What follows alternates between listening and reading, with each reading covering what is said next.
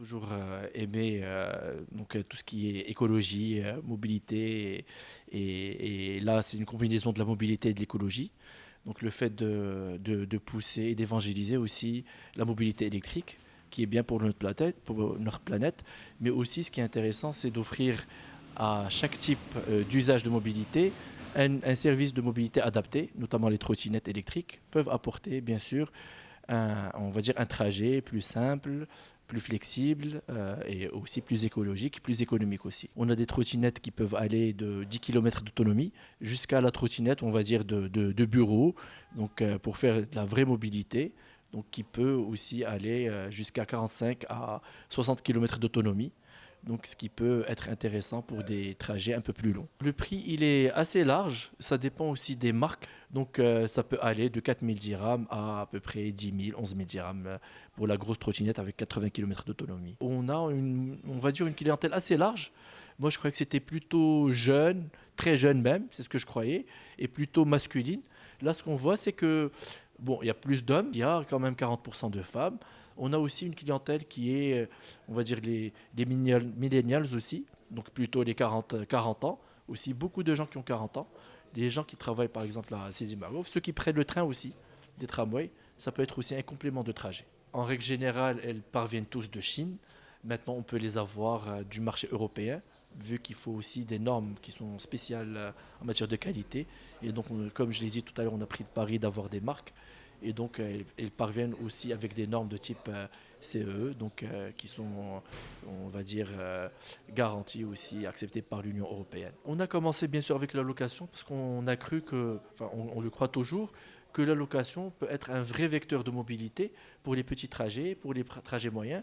Donc aujourd'hui, ça peut commencer à partir de 25 dirhams pour 10 minutes, jusqu'à, on va dire, des locations mensuelles. C'est ce qu'on fait avec des partenaires privés ou publics, avec une location mensuelle, avec bien sûr une offre tout intégrée, notamment la réparation, qui est quelque chose qui est très très important aujourd'hui pour accompagner bien sûr cette mobilité. Nous, au début, comme on avait une flotte de notre propre trottinette, donc on avait un atelier de réparation, mais qui était plutôt fermé que pour les usages, on va dire, pour nous-mêmes, pour soi. Et puis, on a vu que de plus en plus d'utilisateurs de trottinettes avaient besoin de réparer des pannes, des accidents. Et donc, on a ouvert notre service aussi à tout le monde. Donc, on répare tout type de trottinette, de la plus petite, tout type de marque aussi. Donc, que ce soit sur la partie mécanique, que ce soit sur la partie pneumatique, mais aussi beaucoup sur la partie électronique. Et donc, ça peut commencer à partir de 90 dirhams, 100 dirhams. Maintenant, pour les diagnostics plus importants, s'il y a par exemple une batterie qui flanche, donc là aussi, on essaie d'intervenir. Donc, on vous fait un devis en fonction du diagnostic qu'on fait initialement. Je l'ai fait chez pas mal de confrères médias et aussi en direct avec pas mal de gens qui travaillent au ministère de Transport pour véritablement travailler et œuvrer aussi à la construction de cette loi.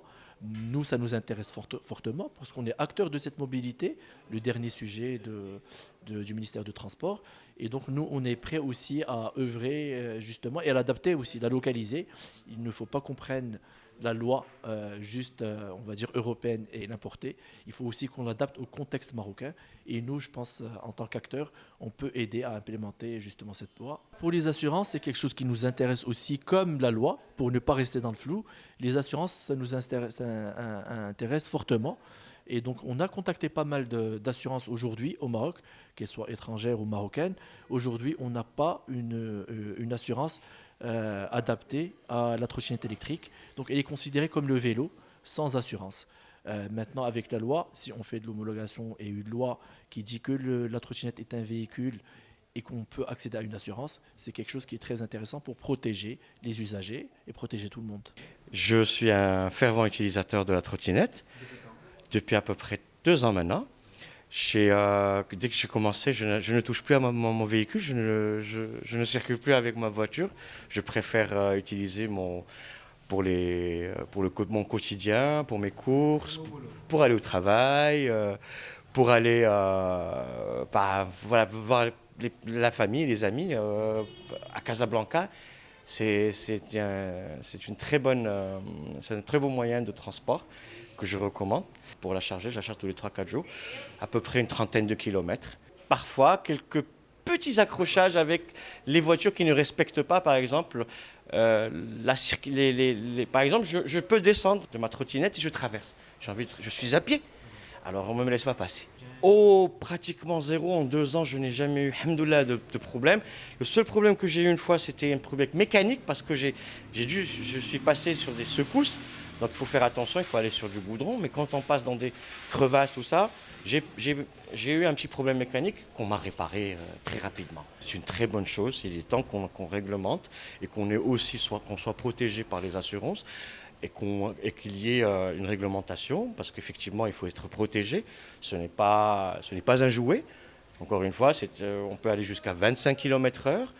Et la chute à 25 km/h peut faire mal, donc il faut toujours avoir les moyens de protection. Et la régulation permettra aussi aux utilisateurs de trottinettes de faire attention et de suivre notamment les prescriptions faites par le ministère.